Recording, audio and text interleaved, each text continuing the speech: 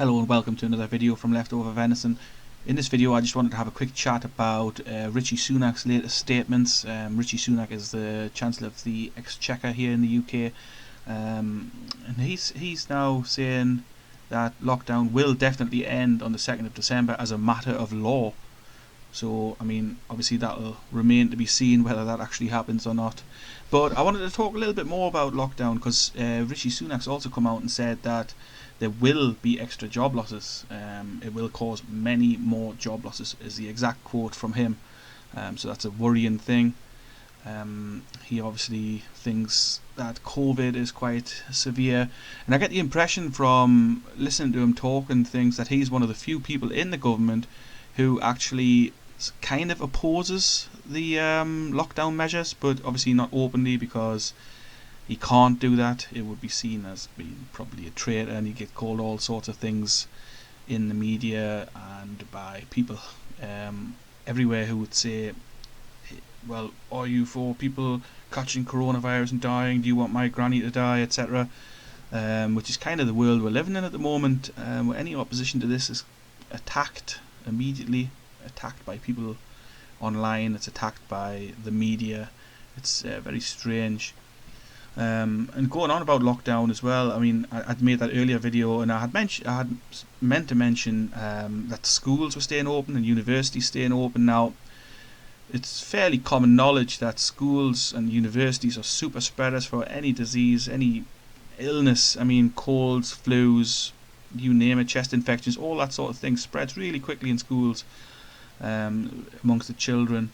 And while coronavirus, apparently, with COVID-19, apparently doesn't affect children badly, they are still carriers of it, allegedly. So if they're telling us there's a deadly virus out there, why would you keep schools open? Why would you let the kids go to school? Why would you let the kids potentially carry the COVID-19 to their homes where their parents are still typically going out to work, and then surely they will bring the COVID to their workplace, to their colleagues, who will spread it around everywhere. So, I mean, there's contradictions everywhere from the government, there's contradictions everywhere from the science, which they keep going on about. Now, I mean, I'm not saying for 1 minute that there's not a thing out there called COVID-19, that there's not an illness out there, but I think it's been exaggerated. I don't think it's as bad as they're saying. If you look at the ONS figures, the death rate is not any higher this year than it was last year. It's very, very similar. I don't know, like I said in the previous video, it's worrying times. I don't believe a word the government say. It's strange times, and people are losing their jobs over something that has a very, very low mortality rate, that generally only affects older people, which, I mean, like I said before, it is sad that anybody dies, but at the end of the day, everyone dies. Does it matter if you die from COVID or pneumonia? I mean, not really, I don't think.